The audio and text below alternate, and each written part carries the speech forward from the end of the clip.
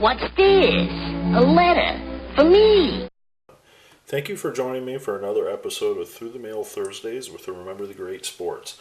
Today I'm going to go through 3 envelopes that are postmarked.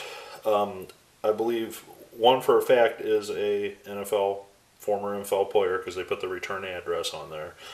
But I believe the other 2 are also NFL successes, so I'm going to open these up and see who exactly we have here.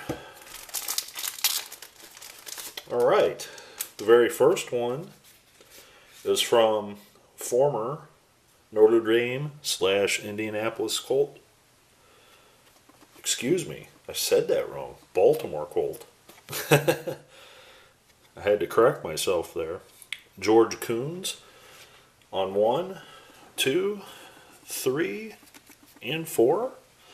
Kunz played for the Atlanta Falcons, as you can see, and also the Colts. I almost misspoke there and said the Indianapolis Colts, but that was before Indianapolis had a team. And they were located in Baltimore. So, George Kunz, a big-time player out of Notre Dame, offensive tackle, one of the best probably ever to play, at Notre Dame at that position. He was drafted in 1969 in the first round with the 2nd overall pick by the Atlanta Falcons. Kunz played for the Atlanta Falcons from 1969 to 1974. Then after the 74 season, he played for the Colts from 1975 to 1980, which are these cards here, the newer ones in the stack. So in total, throughout his career, Kunz was an All-American in college. He appeared in 8 Pro Bowls. Yes, 8 Pro Bowls. He has numerous all-conference and all-pro team awards throughout his career. In total, he played in 129 games, again, as a offensive lineman during the era of very tough offensive linemen from 1969 to 1980. After his playing career, he retired, obviously, and he became an attorney. And he was practicing law in the Las Vegas area. That's why I knew when I saw this envelope from Vegas that I knew it was probably him. I'm not sure if he's still practicing as an attorney, nor do I know what his specialty or his practice is, but according to his Wikipedia page, he is a practicing attorney in the Las Vegas area. So I guess if you have legal issues, look up George Kunz. Maybe he can help you out. So that is, a nice addition to my collection. Mr. Kunz is definitely one of the greats. Probably could be considered a Hall of Famer again. Now this next one, I'm pretty excited to get back. I picked some of these up a while back, and I knew who was on this envelope because he wrote his return address on there. And that is former wide receiver Paul Flatley on 1, 2, 3, and a 4th, which he inscribed Rookie of the Year, 1963. In my letter, I asked Mr. Flatley if he could inscribe one of the green cards because I felt it would show up better on that with his Rookie of the Year insignia, and he obliged, which again I go back to. If you ask nicely in your letter, they will most of the time oblige your request. And Flatley was drafted originally by the Minnesota Vikings. He spent 5 seasons with the Vikings, including in 1963 when he won the NFC Rookie of the Year. That was when they used to separate between the 2 leagues, and they gave a Rookie of the Year award in each league instead of just one overall Rookie of the Year award. He appeared in the 1966 Pro Bowl, which was his best. I wouldn't say his best. Actually, he had a better season a couple years later, which doesn't make sense why he didn't make the Pro Bowl then. But he had a pretty good season in 1966 and got selected to be in the Pro Bowl. He spent 3 years with the Vikings. After the 5 years with the Vikings, he spent 3 years with the Falcons. And in 1970, he retired from the game. So if I'm doing my math right here, George Kunz would have been his teammate. His final season. So his final season was one of Kunz's first seasons. So that's pretty cool. Teammates, Atlanta Falcons. So thank you, Mr. Flatley.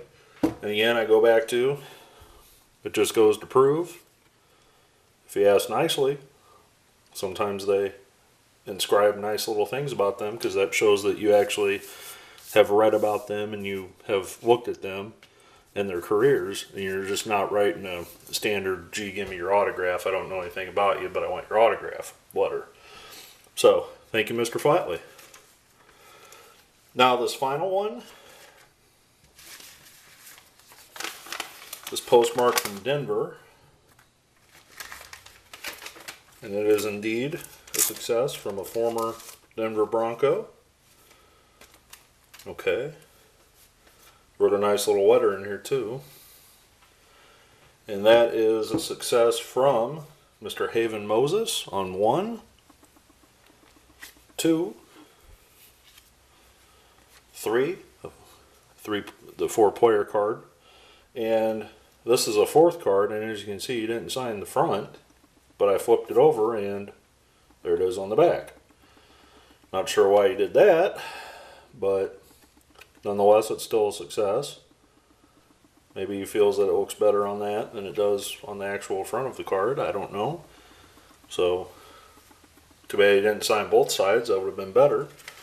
Then also in that same envelope on the back of my letter, he wrote, "My very best to you and your father, Haven Moses." Or Haven 25.